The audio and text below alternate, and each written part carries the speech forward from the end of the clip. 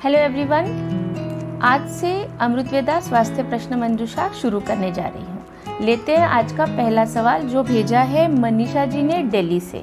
तो उनका सवाल ये है, मेरी उम्र 49 इयर्स है, मुझे कई महीनों से बार बार डकारे या बर्पिंग होती है, गैस भी बनता है, शरीर पर कहीं भी दबाने पर डकारे आती है। काफ़ी दवाइयाँ खाकर देखी लेकिन समस्या वैसी ही है।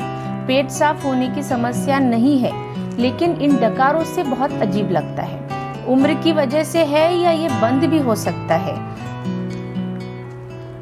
मनीषा जी, आपकी जो प्रॉब्लम है ये डाइजेशन से रिलेटेड है, यानी आपका हाजमा, आपका पाचन सही नहीं चल रहा है। इसमें त्रिदोषों में से वात दोष की विकृति हो जाती है, यानी आपका वात दोष संतुलित करना ज्यादा जरूरी है। खाना जब सही समय पर नहीं होता है या फिर तरह तरह का खाना हम मिक्स करके खाते हैं या कई बार बहुत ज़्यादा फास्टिंग करते हैं, किसी तरह का डाइट करते हैं, तब भी ये प्रॉब्लम आपको हो सकती है। ये उम्र के साथ बिल्कुल नहीं है, ये किसी भी उम्र में इस तरह की समस्या होती है। मेरे कई पेशेंट्स तो 20-25 साल के भी हैं जिनको ये प्रॉब्लम है।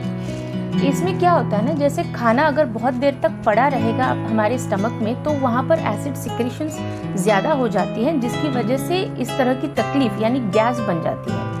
और जब वात दोष का, जैसे देखिए अपने शरीर में जो वाल्व्स होते हैं ना, ये सारे नीचे की तरफ खुलते हैं, यानी जब भी वात दोष हमारे शरीर में विकृत होने जाता है वो नीचे की तरफ चला जाता है, यानी गैसेस निकल जाना या किसी तरह का जैसे यूरिन हुआ, हर चीज़ नीचे की तरफ जाती है क्योंकि सारे वाल्व्स भी नीचे खुलते हैं। तो अगर सही है, जैसे गैस आपके पास हो रही है, नीचे से अगर होती है कभी गैस निकल जाती है, अगर सिर्फ आवाज़ आ रही है और उसमें से कोई स्मेल नहीं आ रही है तो ये नॉर्मल है।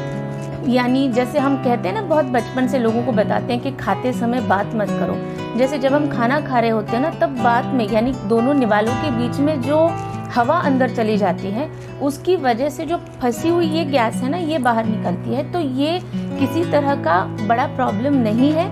थोड़ी बहुत प्रिकॉशंस आपको लेनी होगी, जैसे खाते समय आपको मुंह ज़्यादा खुला नहीं रखना या बात नहीं करनी। लेकिन अगर गैस पास हो रही है और उसमें थोड़ा सा स्मेल आ रहा है या बहुत ज़्यादा स्मेल आ रही है, तब यहाँ पर ट्रीटमेंट की आपको बहुत ज़रूरत है। यहाँ पर आपका डाइजेशन बहुत वीक हुआ है और वात दोष विकृत होने के बाद अगर वो सीधी तरीके से नीचे नहीं जाता है, जैसा मैंने आपको बताया वाल्व्स तो नीचे जाती हैं, लेकिन अगर वो नहीं जा रहा है तो ऐसी समस्या में वो हमेशा ऊपर की तरफ या किसी भी अलग अलग टेढ़ी साइड में जा सकती है। अगर वायु यानी वात दोष इस तरह से विकृत होकर तरह तरह के साइड में जाता है तो इसमें आपको कई बार है ना, जब ऊपर आएगा तो आपको डकारें आएंगी। अगर वो साइड की तरफ जाता है तो कई बार है ना, चेस्ट में सफोकेशन होगा, कई बार डिस्कम्फर्ट महसूस होगा। कुछ लोग तो ये भी कहते हैं कि उनको हार्ट में थोड़ी प्रॉब्लम हो रही है, हो सकता है हार्ट की समस्या है। तो बिल्कुल नहीं है। एक बार हमेशा याद रखिए कि हार्ट की समस्या होती है या डाइजेशन की, इसे समझना है तो हार्ट वाले पेशेंट उसकी जगह बता सकते हैं कि पेशेंट को दर्द कहाँ हो रहा है। लेकिन अगर ये वायु की समस्या है, वात दोष की समस्या है, तो आप उसका यानी दर्द का एग्जैक्ट पॉइंट आप पिन नहीं कर पाएंगे। तब आपको समझना है कि ये पाचन से संबंधित प्रॉब्लम है। तो इसमें आपका डाइजेशन इम्प्रूव करना बहुत ज़रूरी है, जिसके लिए आप एक तो खाने का टाइम फिक्स कर लीजिए, हो सकता है तो फाइबर युक्त खाना खाइए। अगर पॉसिबल है तो घर में खाने में हींग का इस्तेमाल करिएगा। अगर हींग ज़्यादा यूज़ करेंगे तो उससे भी बहुत फ़ायदा होगा। और एक और चीज़ आप कर सकते हैं, जैसे कोलेस्ट्रॉल एरंड ऑयल होता है, कैस्टर ऑयल जिसे कहते हैं, ये भी आप खाने में इस्तेमाल कर सकते हैं क्योंकि पाचन सही रहेगा तो कोलेस्ट्रॉल की मात्रा भी कंट्रोल में रहेगी, यानी आगे चलकर हार्ट की भी प्रॉब्लम आपको वो डर बना नहीं रहेगा।